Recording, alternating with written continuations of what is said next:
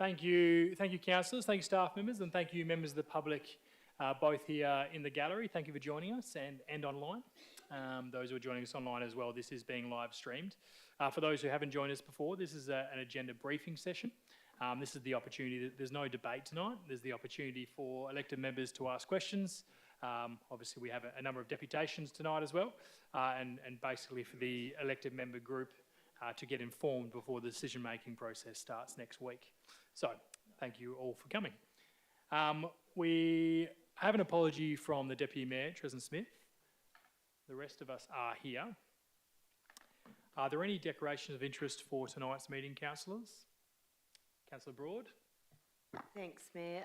Impartiality for 89 Beach Road petition.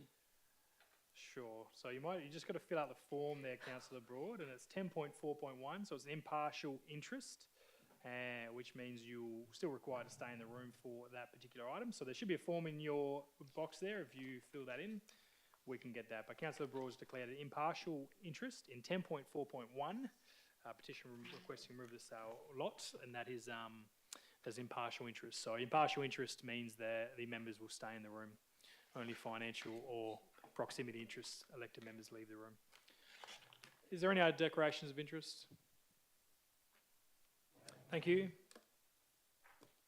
So we will work our way through the agenda. Given we have 4 deputations on one item, I might just jump to that item first, probably makes the most sense, and then those members can either stay or leave after that item.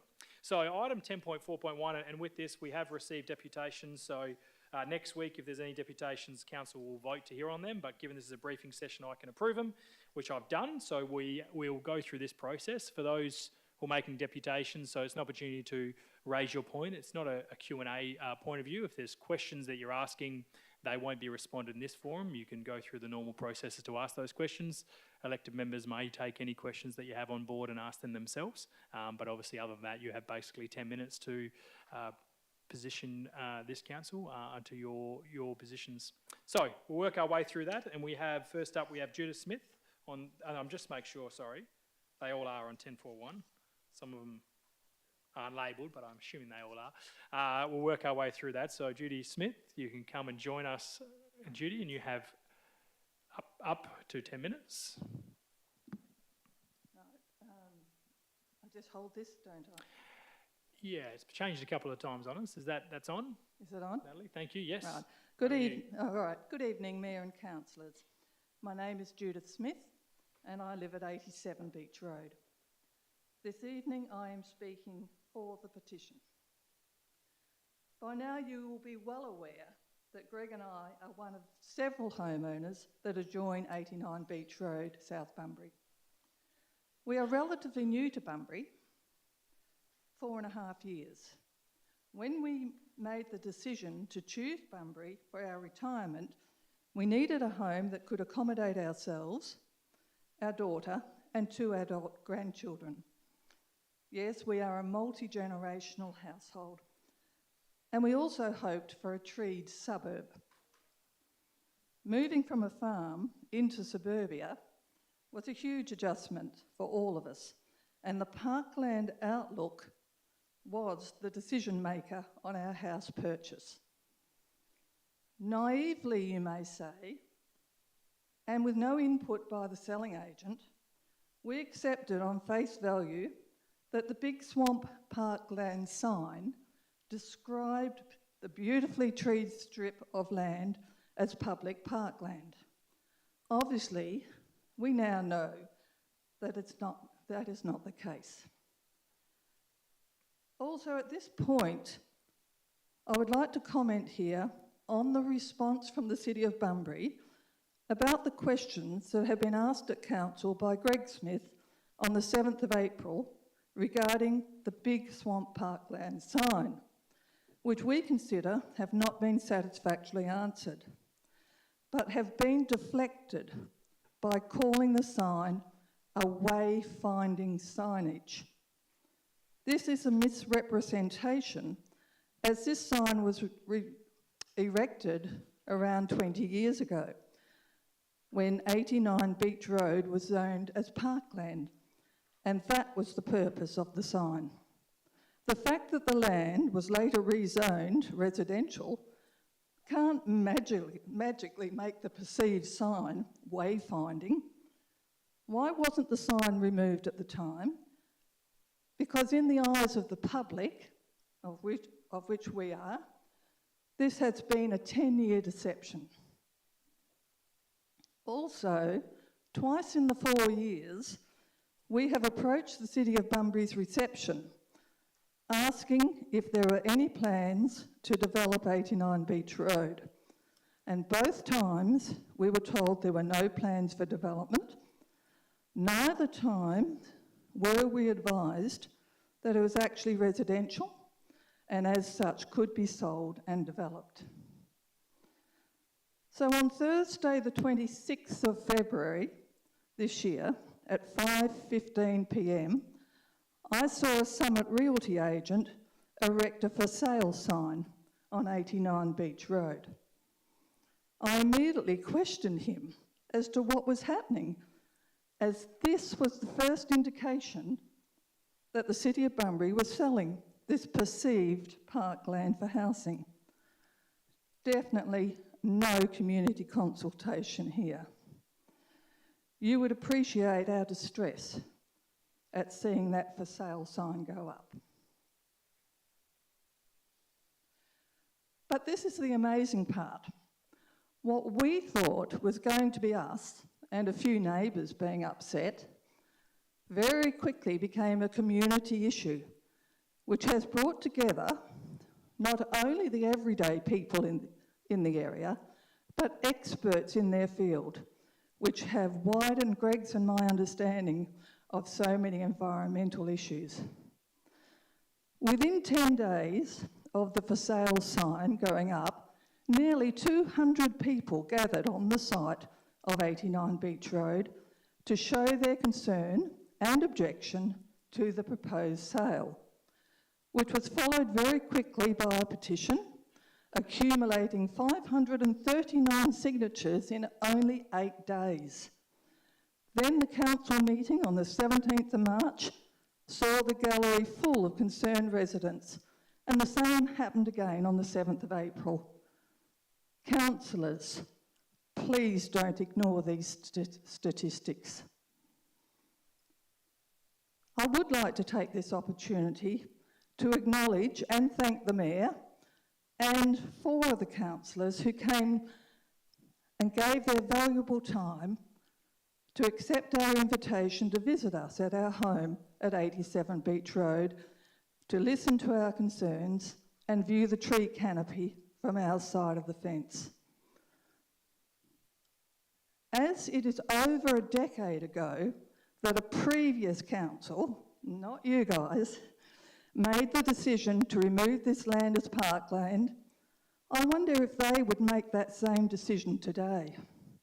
As global warming over the past decade, 2015 to 2025, has been the warmest on record.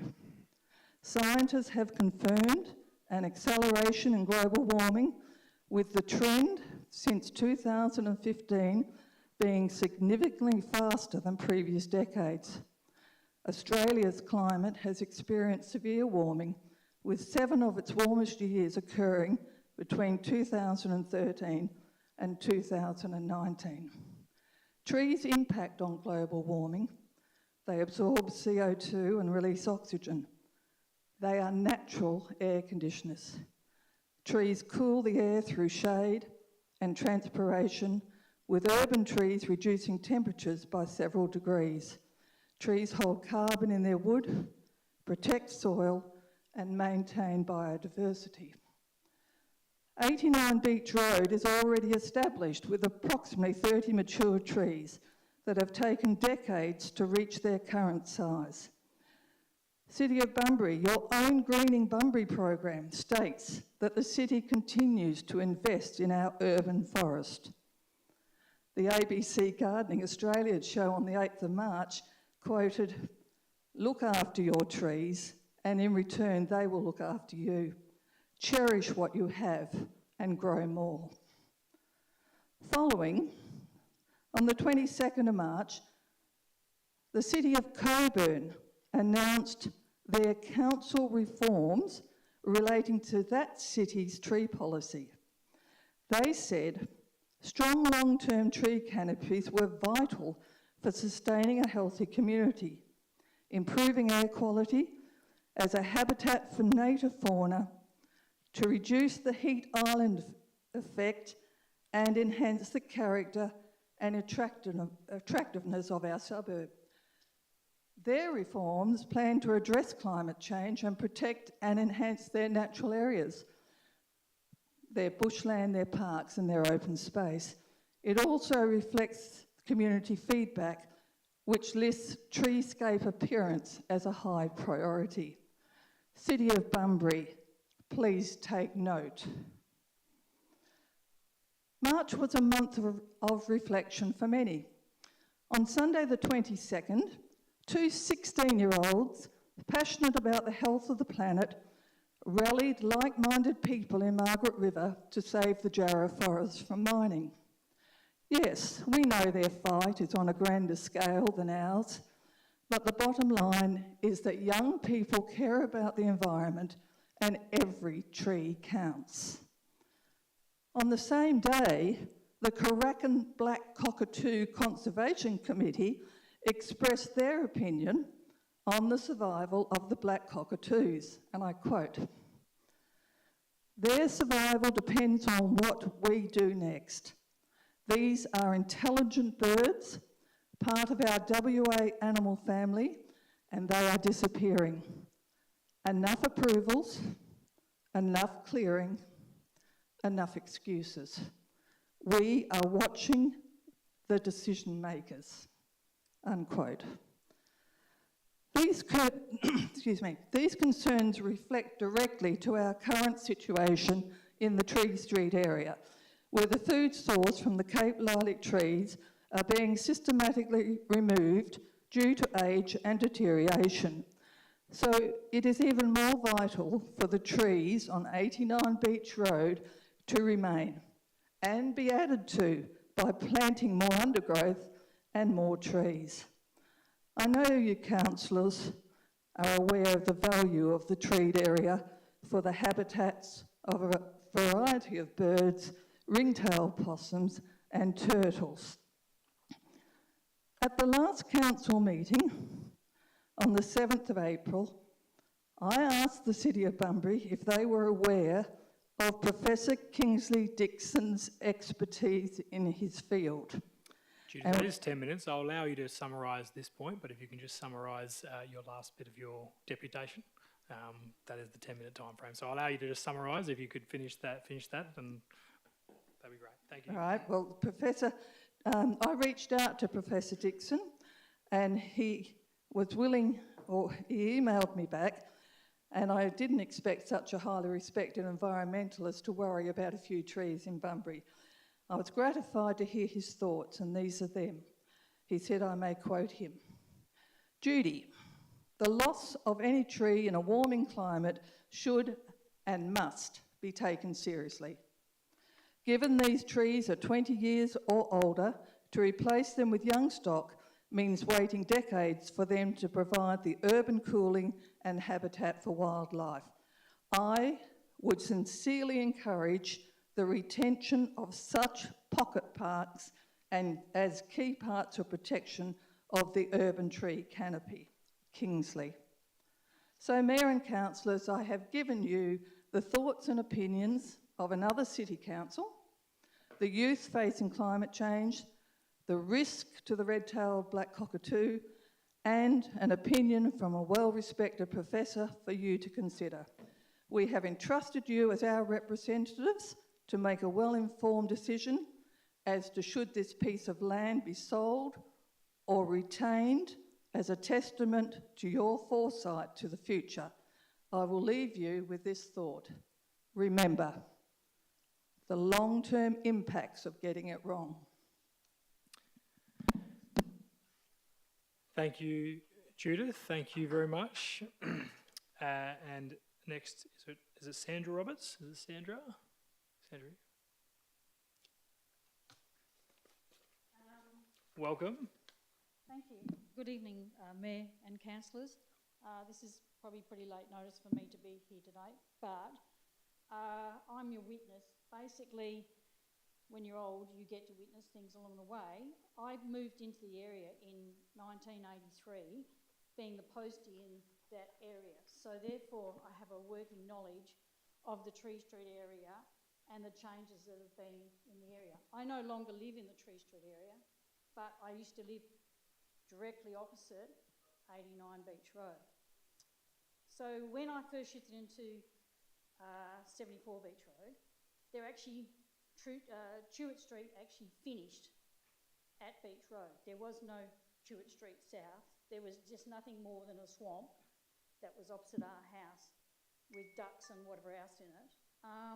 So when they built the road, they built up that area. So the case was that, and the road didn't go all the way through. It went to Francis Street because they hadn't properly purchased the rest of the land in front of it. So consequently, when they built the road, they then had on one side, as you can see, still see today, quite a dip in the road on the left-hand side. And on the right-hand side, going south, there was a drop of about 3 metres in today's language. So consequently, a lot of the water and the runoff from the road and the water that was in the area, because it was a swampy area, would gather in on 89 Beach Road. So being that I lived directly opposite it, I got to witness that when they did do that small bit of road, someone had put a sign out there saying "Phil is wanted." So to much amusement of my very young son at the time, we watched many a truck turn up to 89 Beach Road and dump waste. Now this waste came from houses that had been demolished in the area. It came from waste that from houses that were possibly built in the 50s and 60s. That was dumped in there. Mr. Weekend developer, he was dumping all his rubbish in there because it was quite a big area to fill in, because it literally had turned into a swimming pool because of the road. Along with that was people who were builders in the area, they were dumping their rubbish in there. So the case was that back in 87, people didn't take too much notice of what was being dumped. I think we just walked around blindly thinking that we could dump refuge wherever we wanted to. But this particular rubbish was coming from older houses. And I have no doubt that some of that rubbish would have had asbestos in amongst it. My concern that I'm bringing to you as councillors is, A, has it been geo-tested to see how that's going to go? Because at the moment, it's nice and grass, it's got the trees and the whole works. But once you start developing that area, are you going to be digging up the contamination that's underneath that soil? And I guarantee you there is contamination under that soil. So my question would be, are you looking at geo-testing it or soil testing it prior to even considering selling it? Or do you just leave it the way it is and everything's contained within the ground?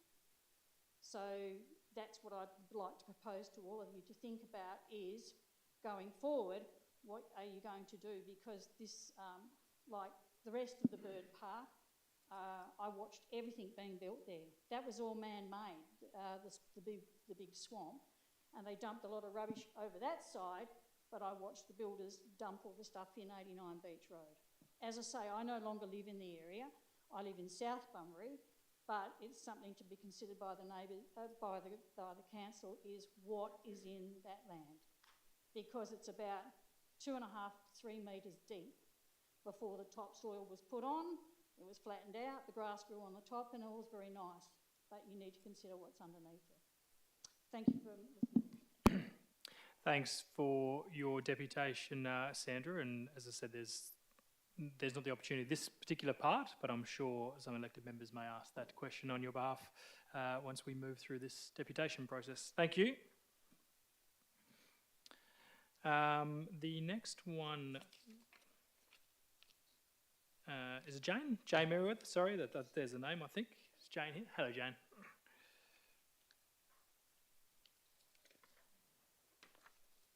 Welcome. Good evening, Honourable Mayor and councillors. My name is Jane Merriweather and I'm a long-term South Bunbury resident and I'm also the coordinator of Bunbury Tree Canopy Advocates, and I was an early childhood teacher in Bunbury for 18 years and I hold a PhD in early childhood education and environmental education. I've lived in Bunbury for 36 years, I still live in Bunbury. And this is the first time I've ever been moved to make a deputation to council. And I'm here because I care deeply about what we're passing on to the children of this city. I want to say at the outset that I see local government and yourselves as councillors as allies, not adversaries. Council and community are not on opposing teams, and we are sharing, I would think, the same goals for a healthy, livable Bunbury with good planning and a city that future generations will thank us for. So I'm speaking to item 10.4.1, this petition that has been lodged about Lot 21, 89 Beach Road, but I'm also speaking about the rapid and cumulative loss of tree canopy that's happening around Bunbury, one block at a time. And I acknowledge that, yes, there are real housing pressures in Bunbury, and I understand the city's position, that this lot is residentially zoned, rezoned in 2015, as you all know, against community wishes at the time, and the city is now progressing that sale. But we also have a global and local environmental crisis. And these two issues are inseparable. If we build homes while stripping away shade and cooling, we lock in hotter neighbourhoods.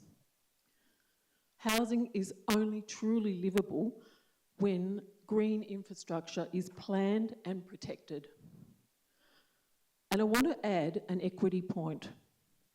It is often the people with the least power, often children, and the fewest choices that miss out on trees, who live in the hottest streets, who rent in places where they cannot plant or protect canopy, and who carry the health burden and as heat intensifies.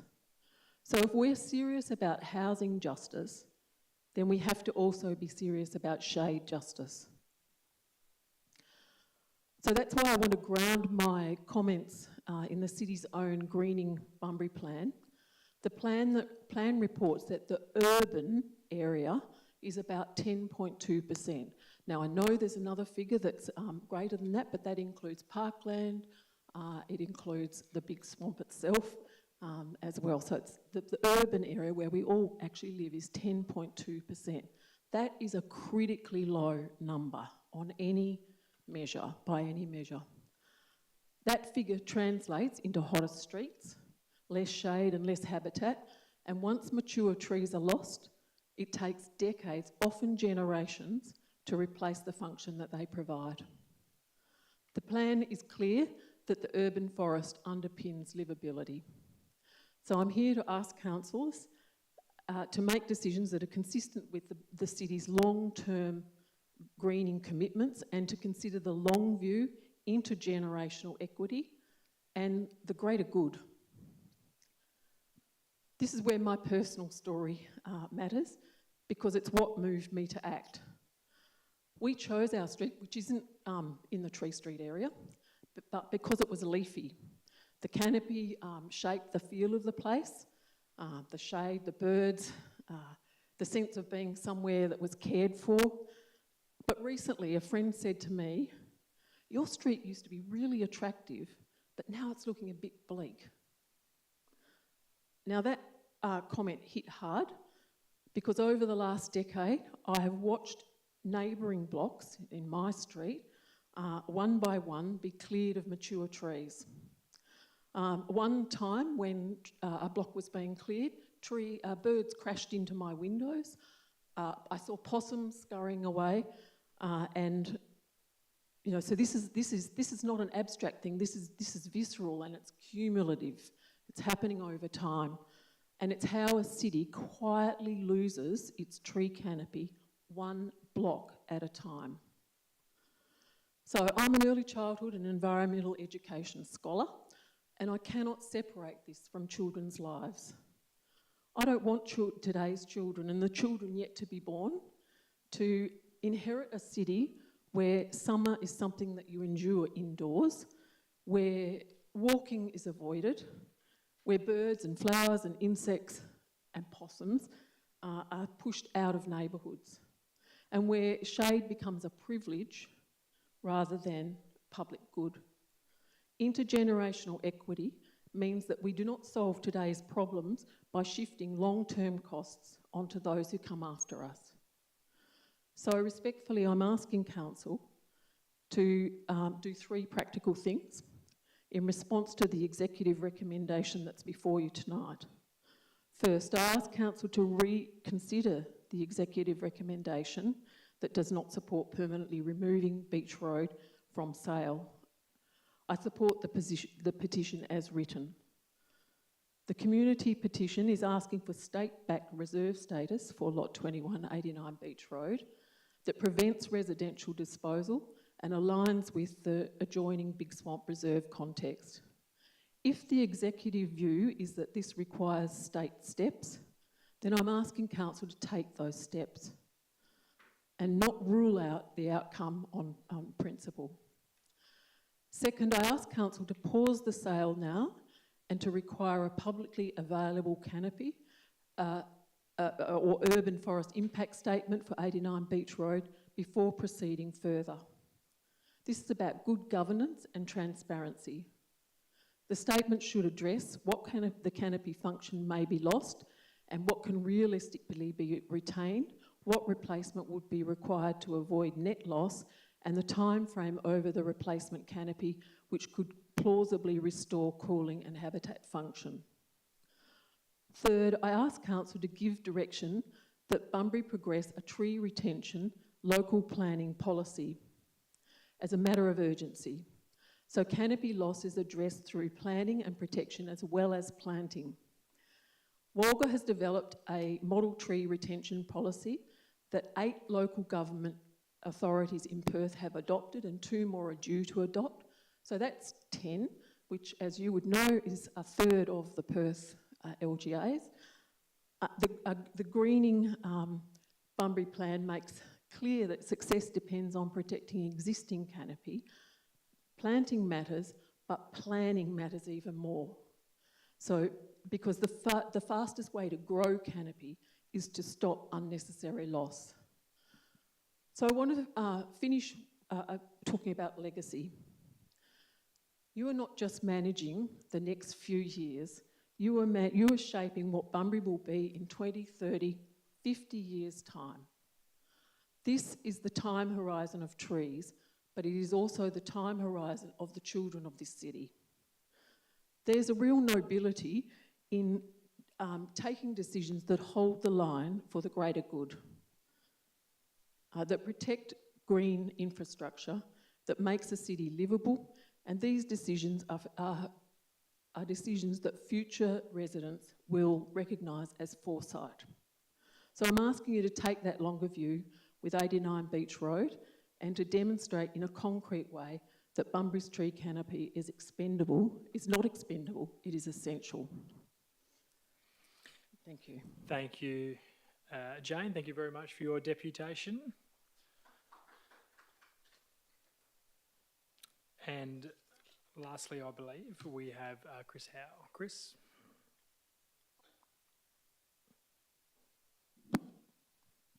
Hey, Chris. Thanks. There's a couple of pictures as well. I don't know if they... Oh, yeah, there they are. Yep, there they are. Fantastic, thanks. Good evening, Mayor and Councillors. My name's Chris Howe. I'm a South Bunbury resident, revegetation specialist, and for the last decade, the voluntary president of the Friends of Big Swamp community group as well. I've spent 20 years leading environmental projects in this region, including delivering natural area management in City of Bunbury reserves. My professional life is currently dedicated to establishing western ringtail possum and black cockatoo habitat on environmental offset sites in the southwest. I'm here to speak against the executive recommendation to sell 89 Beach Road. This is not a grievance about residential amenity. This is a plea for ecological consistency. I want to shift the perspective from an anthropocentric view to one that prioritises the biodiversity and climate resilience that this city claims to value. We often think of a wetland as just the wet parts. We describe the wetland as where the water starts, and we refer to suburbs like South Bunbury being situated next to the wetland. But biologically, the land part of the wetland is one of its vital organs. And for many species, it's also a nursery. Animals who reside in the wetland, such as the southwest snake-necked turtle, depend on good quality nesting habitat completely out of the water and up to hundreds of metres from the water's edge. So we in South Bunbury should be referring to our homes as actually being in the wetland, not next to the wetland. And we need to keep that in mind when making decisions about how we act when in this part of the environment. We have a large population of southwestern snake-necked turtles at Big Swamp. However, Dr. Anthony Santoro's research at Murdoch University, and I've got a copy of his latest paper from Big Swamp. City staff should have a copy of it too, but I can leave this one with you. And that's where these figures are from. Anthony Santoro's research at Murdoch University has identified a terrifying trend. We have plenty of adults, but almost zero recruitment of young turtles. The population is ageing toward local extinction because they lack safe nesting habitat. The northern corner of Prince Philip Drive and Chewett Street, including 89 Beach Road, has been identified by Murdoch University and our Turtle Tracker volunteer team as one of 3 major hotspots for turtle nesting activity in the entire precinct. And that's at the top of the map there. You can see all the dots. They represent nests and live turtles being spotted. The mound to the west is another hotspot, and the southern end of Chewett Street is the third hotspot. And in fact, the next slide, if we can go to that, that's just the nests, and so it sort of shows more clearly that there's sort of 3 distinct nesting areas. So animals like these turtles can nest up to hundreds of metres from the water's edge. If we sell this land, we aren't just selling a block. We are destroying one of the few remaining nursery sites for this species. You can see from the image the level of urban encroachment into the wetland buffer.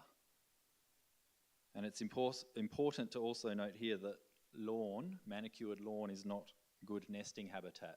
So a lot of the space around the wetland that isn't under housing or roads is actually manicured lawn that gets mowed, and that's a threat to turtles when they've put a nest underground.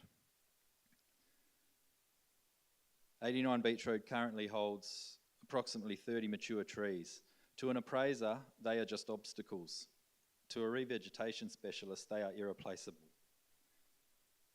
We've observed forest red-tailed black cockatoos, which are threatened, and Carnaby's cockatoos, which are critically endangered, feeding on this specific block and in close proximity.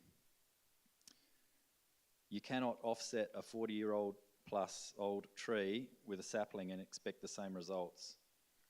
Mature trees provide immediate carbon sequestration and pollinator support that a replacement tree won't provide for decades. 89 Beach Road is perfectly positioned to be enhanced with Marri and Jarrah trees, complementing the existing 30 trees, contributing to the vital vegetation buffer for the Big Swamp wetland, and helping to counter the loss of vital food for black cockatoos through the Cape Lilac Removal Program. Finally, I addressed the Greening Bunbury Plan. The city has formally committed to a 10% increase in canopy cover, acknowledging our current percentage is a low 13%, selling off vegetated public land while simultaneously promising to increase canopy cover is a fundamental policy contradiction. After the recent commencement of the removal of 87 mature Cape lilacs in the Tree Street area, we can't afford to remove another 30 trees in the same suburb. Retention is the most cost-effective way to meet your targets. Protecting what we already have is far cheaper than offsetting or revegetation projects the city will have to fund later to fix the deficit this sale creates. To conclude, 89 Beach Road is not surplus land and it's not underutilised. It is a biological corridor, a turtle nesting hotspot, and a key asset in Bunbury's climate resilience strategy. I ask the council to reject the recommendation to sell. Instead, I urge you to retain this land as a managed buffer to the Big Swamp, ensuring that our city's actions align with our environmental policies. Let's not be the council that watched a local population of turtles and cockatoos disappear for the sake of a one-time land sale. Thank you. Thanks, thank you, Chris, and thank you for those who've made deputations. As I indicated at the start, this decision-making won't be made tonight. There's the opportunity now for elected members to ask any questions on this particular item before formal debate next week. So, elected members, 10.4.1, do we have any questions on this item? Councillor Brown. I'd just like to ask whether there has been a geotechnical report ordered for the site. Sure. I'll pass to you, CEO. Thank you, Mayor, and thank you, Councillor Brown. So what we're aware is that this is not a contaminated site. It's not on any register, but there is a report that we will seek around any potential contamination, recognising that any sale would probably be a condition anyway, but the council has asked for one. Thank you. Councillor Quain. With regards to the geotech report, how deep do they go when they do this testing? See if the CEO has the answer. If not, the director may have a response. Yeah, I don't have that detail, but there'll be specialists in undertaking that work. So unless the director's got any other comments to make, we can certainly, understand that we will appoint someone that's appropriately qualified to do it. Councillor Broad. Thank you, Mayor. My question is to the city, would they consider turning the entire southern end of the Big Swamp, which is currently all lawned, into a treed area, if indeed the process or the sale of 89 Beach Road goes ahead? It's probably a very large question, Councillor Broad, but I might ask the CEO, and it was probably before the CEO's time, of course, but there has been work done on a Big Swamp master plan, which does identify some of those areas, but I can see if the CEO wants to have a crack at that. It's probably a slightly different disposition, but CEO, have you got any commentary around that particular point? No, thank you, Mayor, and thank you, Councillor Broad. That was obviously something that was done before my time, but listening to some of the discussion, that's certainly something I can get some more information on and come back to you. Which I can potentially find that master plan and where that's at as well, Councillor Broad. I'm sure we could do. Take it on notice. Any further questions? Sorry, Councillor Gassett. It's not on. Yeah, now it's on. Thank you. So, Mayor, just wanted to understand when this property was vested in the council, it was eventually zoned as Parks and Recreation Reserve. Just wondering what led to that. I know it's in the notes, but also for the public record, why it was transferred, rezoned into Parks and Recreation, and then that's in TPS 7. Then in TPS 8, it wasn't included. So I'm not sure how that, because apparently it was rezoned to residential before TPS 8. But what philosophy led it to being rezoned into Parks and Recreation in the first place? Yeah, sure. So there's some information. We do have that portal, Councillor Gassett, with some of those frequently asked questions. But in answer and my understanding, when the road connection, which one of our deputations just indicated, was put through, at the time some of the other land was subdivided and this land wasn't fit or wasn't at the time set up for development at that stage. Clearly larger block sizes back at that stage, so at the time it was set aside. Like many lots that we have around our city and have been sold in more recent times around that or been changed. So this was one of those. And then, as you indicated, in 2015, the city undertook the scheme amendment process to change that zoning to a residential zoning at that stage. So that was a council decision back in 2015. But CEO, I'm not sure if you have anything further to add to that. Nothing further to add, Mayor. Again, something niggling at me, and that is when the original transaction was processed. I know there's nothing in writing about any conditions, but was there anything verbal that we can guarantee did not occur? There was a transaction between the previous owner of that land and the city of Bunbury. That's correct. So was there any, in that transaction, in that contract, in that agreement, was there any verbal agreements, say from the person that used to own the property, as part of the agreement, that they wanted it to be left as parklands?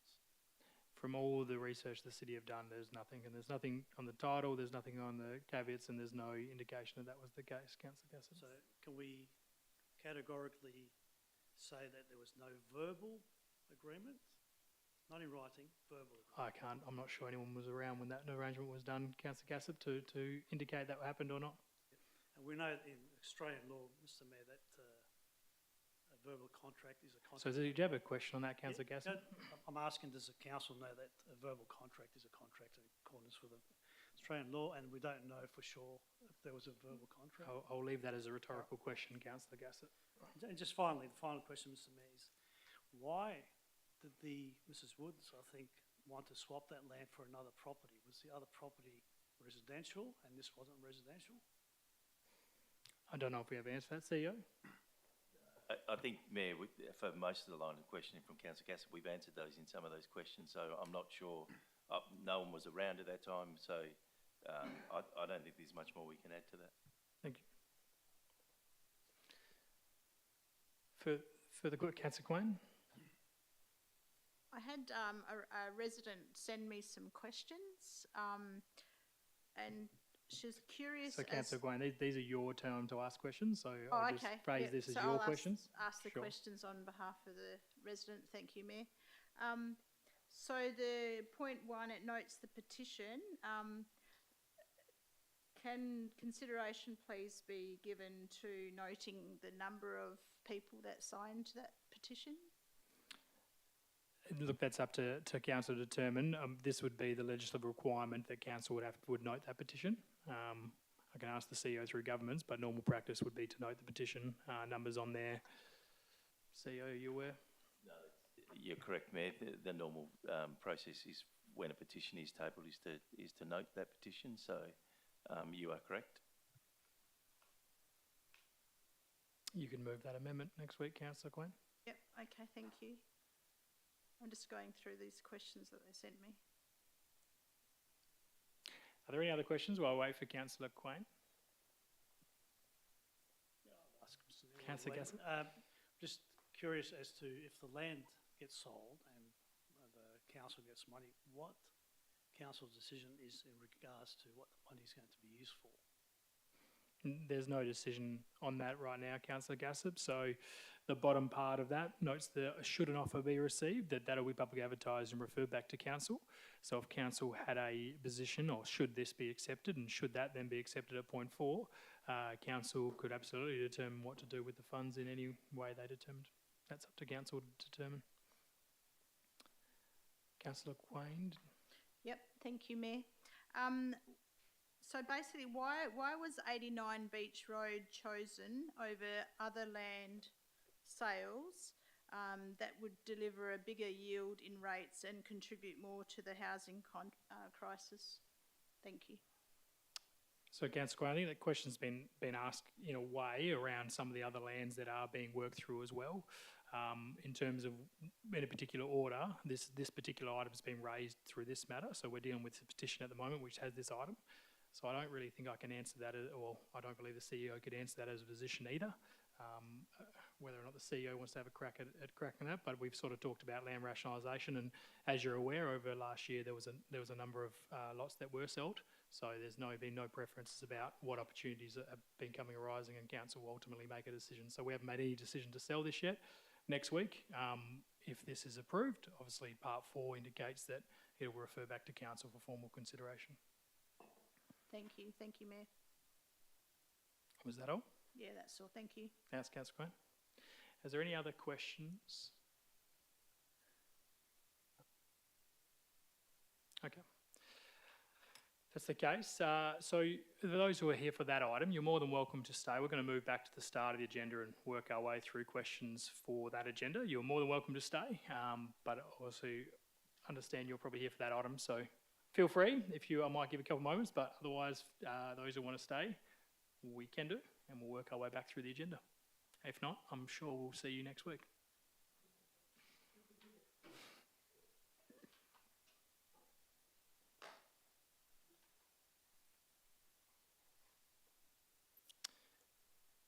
Okay, councillors, so we'll get back to the start of the agenda, or start up items 10. So items 10.3.1 is the financial management report. Are there any questions on that item? Thank you. 10.3.2 is the schedule of accounts paid for the period ending 31st of March 2026. Are there any questions on this item? Councillor Quinn? Sorry, Councillor Turner. 2 questions, more for my own information. Page 58, Kelly Park seating upgrades. Is that in relation to the football club, I take it? I would assume so, but CEO? I might just ask the Director of Community to answer that. Yeah. Thank you for the question. Can we verify that? I suspect you are correct, but I would love to take that on notice, please.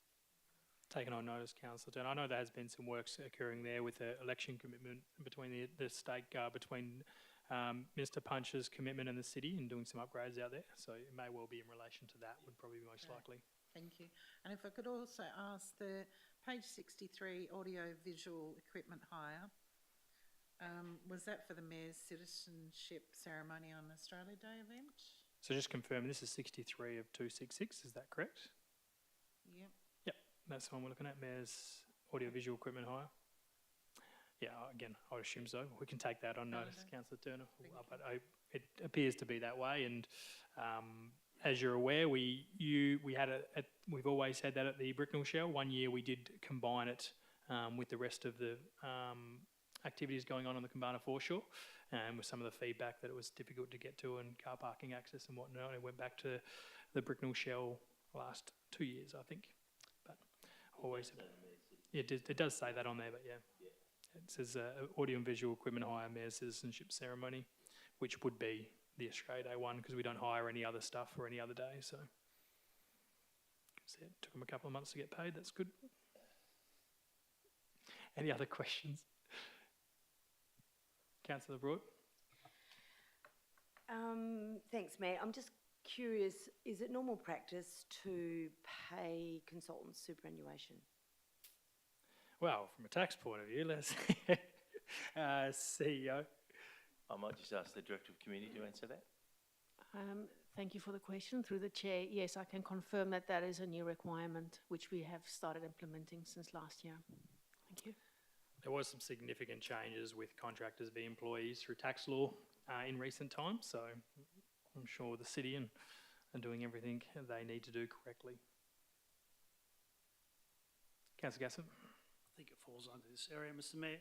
I did read last week that SAT has made a ruling about computers for elected members and so on, and that should be subtracted from the allowances.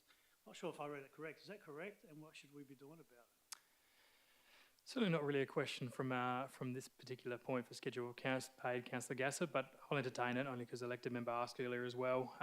They have right now, that wouldn't be in effect until July 1. That's the tribunal's allowance for the following year. So any changes that we make will be through a budget process. Right now, that's an ICT allowance, and then additionally, if those who want equipment. 3 is the rates and then revenue framework, which you'll notice there.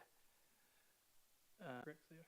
Information in the And some of your bigger, more Happy to take questions. To be amendment to that page. rationalisation and land owned by the city, which would opportunities where we can see developments of sustainable development. First one is rate increase compared to the per CPI between our rates and homes that the ratepayer. Do you have a question, Councillor Gasson? Yeah. Generic questions of council. If you want to ask philosophical questions, you can debate any of those moments through next week and through. I'll finish that question then. Are we comfortable with the I won't ask that generic questioning, council. With land rationalisation, can we, or are we, is to do land sales in any of these listed items, listed properties, where it takes into consideration high value, high yield, high value, low yield, low value is greater than the returns of the city of capital appreciation. Same property. You want to make any comment around current processes for sites and how they're assessed? But as I said, ultimately council will make the final decision if they want to go on and enter into a sales agreement, which will consider. An update of all of these properties, and I'm assuming Councillor Gassab is talking just about our properties, not those private properties that are also in this list. We will bring back a report. We've provided an update. We will bring back a report on each of those sites that outlines the options and the financial benefits that will arise from each of those. So, from subdividing the blocks to just having JVs or others. So there's many methods by which we will look at all of these parcels of land, and they'll be all contained within the report and the options for council to consider. Thank you. Councillor Quain, just get you to grab your mic there, Councillor Gassab. Thank you, Mayor. My question is, will there be consideration for community consultation about how or the strategy behind why we are selling all this land and the timeframes and the outcomes that we're trying to achieve? Yes, there'll be a document on that, Councillor Quain. I think the important thing is that this document isn't talking about which ones are being sold. It's exploring, as I said, this is talking about revenue opportunities and revenue options for the city. So this is clearly just a list of potential sites, both privately and public, but any individual site that we own, we certainly have a lot of control over. And obviously any privately owned development would still go through a DA process, which requires. That's been heard, and we will present that. But CEO, anything further to add on that? Mayor, I'll just say, through all the community consultation that we've done, through all the market surveys that we've done, housing has been the #1 priority. So, this is consistent with what the community is saying to us. It's consistent with what elected members around this table have been talking about for some time. So, it's consistent with what we discussed at the Vision Day. It's consistent with what the council plan feedback from our community has been. So, this is simply bringing. Thank you. Further questions? Councillor Gassab? Yeah, look, I don't want to lose sleep for not asking the question, Mr. Mayor. Increased rate revenue. You can move amendments next week, Councillor Gassab, if you would like to do that. Great, I can sleep now, Mr. Mayor. 10.3.4 is returning to us, this Joint Standing Committee on Delegated Legislation, asking us to, but no problems, it's just meant to say waste amendment local law, but that will be cleared up. Any other questions on item 10.3.4? 10.4.2 is the proposed scheme amendment number 20, lot 100 Bunning Boulevard. Is there any questions on this? Why the changes, why they want to make the changes? Yeah, I know the director and the planning officer here, so I'm sure she hasn't just come along to watch the meeting for no reason. So if the CEO allows, yep. Thank you. Through the Mayor. So this site, I guess, historically, I put in the agenda items and history on the side. At the time, there's quite a few different mechanisms in terms of additional site. I guess there's it's quite restrictive, and I guess a lot of it now, what they're looking to do is, I guess, bring it back to basics, and our planning. So they're, I guess, wanting to strip it back just to the local centre zone, remove the residential, which from my understanding, they haven't been able to stack up feasibly. So just bring it back and pair back it to what our current local planning policies and the zoning table. Happy with that summary, Councillor Turner? I was just getting it, I'm going to take it to bring it up, but she's lost everything now. But and I'll probably just ask you through the CEO. Obviously, the recommendation there is for approval, and I'm assuming this has been worked along with the applicant, and they're satisfied with that that recommendation. CEO. Thank you. I'll ask Alice to answer that. Yes, thank you. So this is, I guess, recommendation is to adopt it for the purpose of advertising. So we will then go out through to the EPA and the West Australian Planning Commission for their consent for community consultations. So the applicant was happy with this recommendation to initiate it. Thank you. Further questions? Councillor Cassam. Just so if we go from R60 to R100, does that mean that they can actually put in 100 dwellings per hectare? Is that the idea, or is it just to increase the activity? Through the CEO. Oh, sorry. Yep. Yep, thank you. So the R100 coding, I guess, traditionally was, the 100 dwellings per hectare. It's kind of changed a little bit more now. So the R100, I guess, represents the average and minimum lot sizes. So the local centre would facilitate both commercial and residential development. So it is the higher density to the R60. Would that be consistent with what you've seen at the likes of Eaton Fair, CEO? Yes, very similar.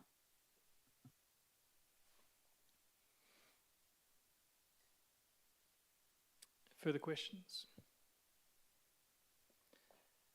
Thank you. 1051. Councillor Turner. Thank you. I've got a couple of Thanks, questions. So the Metro, what is it? Met Ocean data collection study. Met Ocean, yeah. They mentioned the back beach. Sorry for my ignorance, but it's the back beach from the rocks right up to Maidens.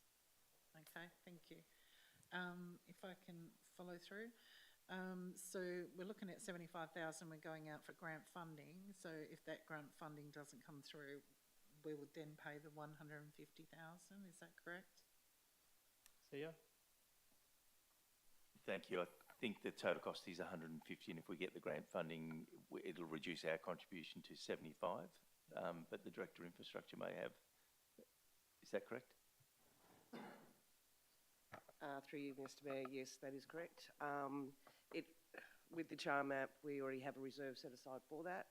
So the monies were going to be spent in 28-29, so we're just asking to bring it forward 26-27. One more That's follow-up done, yes. question, please. Is it possible to add a point that should the grant funding not be successful, that we perhaps put it on hold until we can source some more grant funding? So that can be something you can move it as amendment next week, Councillor Turner, as well. So if you wanted to seek that that amendment, I'd assume regardless, this would then still be dependent on budget adoption anyway. This would then form part of the budget if we would do that, so there would be that opportunity. But CEO, do you have any other comments around that?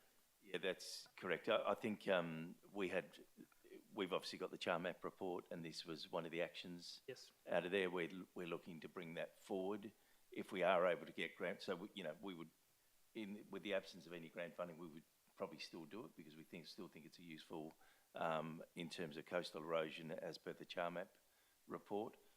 We think there's a strong chance whether you want to link the two, and it would just mean we wouldn't do the work necessarily in 26, 27, I think, depending on the grant process.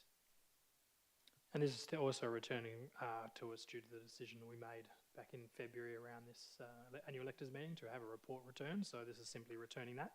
As I said, if this is adopted, that would then form part of the the budget, which I'm assuming would budget 75,000, and obviously if the grants wasn't successful, we would have to seek additional funding at that stage. But you could make that amendment, Councillor Turner. Councillor Turner. I guess my questioning sort of was, is this an annual grant funding that goes out to the whole of the state? Is it something we can revisit the following year, or is this just a once-off? CEO? I might ask the Director of Infrastructure if she's aware of the grant process for these sorts of grants. Through you, Mr Mayor, there is grants every year that we can apply for, but we have other areas of the CHAR map that we need to apply for grants as well. So whichever year we do it in, we're going to have to go for grants on something else as well to go forward. We have set aside a reserve for the CHAR map, which we want to offset with grant funding rather than using the reserve itself. Thank you. Further questions? Councillor Ramesh? Just a clarification. When we say grants funding applications, is it to regions for royalties, or how we... Coastal Adaptation and Protection Grant. This is a specific grant towards that. That's a state government support. Councillor Quain? Thank you, Mayor. My question is, I recall there was discussion about a working group, and I note item 2 says working collaboratory with the bar group. Was there any further consideration about establishing a working group? I can ask the CEO to make comment, but I think fundamentally that this bit of work needs to happen before any sort of next steps will go in. Obviously, if the sand studies and erosion sort of stuff is determined that it wouldn't work, then clearly you wouldn't be doing much more work in sort of lobbying. So from my view of this is that getting the bit of work done initial gives you the ability to say, well, this will help the sand movement or this won't help the sand movement, and that allows us to go on to next steps. That would be my take on it. So it would be a little bit irrelevant having a working group before that was decided. But CEO, happy for you to make any comment on that. Thank you, Mayor. As you know, we did have that meeting a couple of months ago to discuss this project, and clearly through the Vision Day, this is not a priority of council. However, what we're trying to do here is use the work that we know we need to do through the CHAR map process and through the data collection to provide some inputs into the work that's been done. The community group's done a great job. This is about a process that we were already going to do that will provide some information. Whether a working group is, adds another layer of complexity, we will work with the group, and the meeting was very much around that, and then the sharing of this information will assist the group in their next steps. Councillor Ramesh? And how does this reef project align with the ocean pool project? Are they all in the same alignment, or is it a totally different concept? Totally separate, and that's, again, this is coming from the annual electors meeting, as the CEO has just pointed out. There's some work there the city's looking to do at some stage into the future anyway. So if we can expedite that to get that done next financial year, that information may or may not help this particular group with their advocacy and their lobbying point of views. Obviously, any other environmental changes from the ocean pool would be separate again.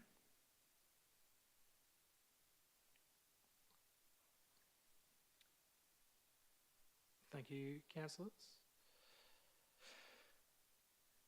We do have a couple of motions on notice which we'll deal with next week, but happy to either ask if there's any questions to Councillor Gassop or to the CEO on these items. Item 12.1 first, Councillor Quain.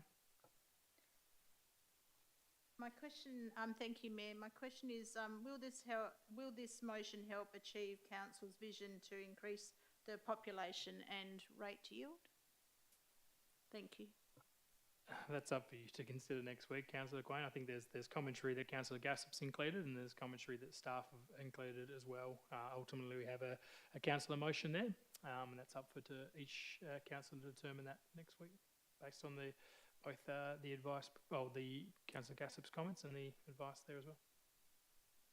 Councillor Quain. Thank you, Mayor. Another question.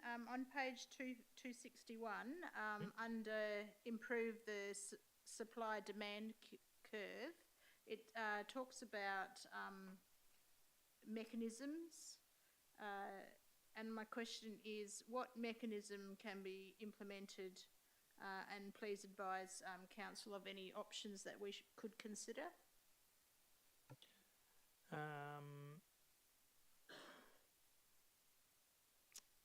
So are you saying here that 261, I'm just reading one, are you talking this, please note there is no mechanisms under the planning framework to enforce landowners develop? Is that what you're referring to?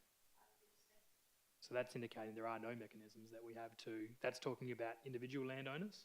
So obviously the potential, Councillor Gassop's motion is indicating that by increasing the zoning, it does allow for increased supply, I should say.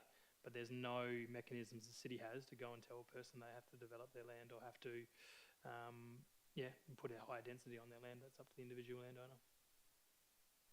So there is no option for there's no mechanisms that we can encourage people to develop? We could potentially encourage, we can't enforce. The questions around enforcement and that.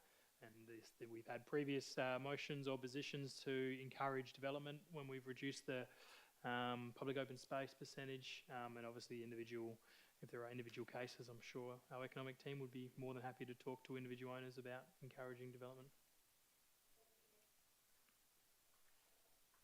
Okay, we'll work our way through 12.1 next week. 12.2, similar. Is there any questions on this? Councillor Turner?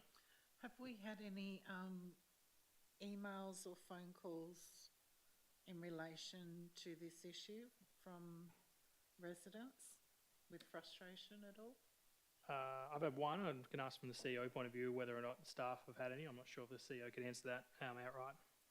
Thank you, Mayor. I'm not aware, but I might ask the Manager of Finance to make a comment. Through the Mayor, we did issue just over 920 letters advising people, and from that we had around about 10 people phone us just with queries in regard to that. Thank you. Councillor Quinn? Thank you, Mayor. My question is regarding on page 265, the city is also currently exploring the possibility for payments to be made at our libraries in addition to other payment options available. I'm just wondering, how is this progressing and can we have an update? CEO? I'll ask the Director of Corporate and Community to answer that. Through the chair, yes, we've got the manager investigating that, and it hasn't been many weeks since we developed this report. So we'll get back to you maybe at one of the briefing sessions on an update. Thank you. Okay. Thank you. Thank you, councillors, for your attendance. I'll declare this briefing session closed. See you all soon. Thank you.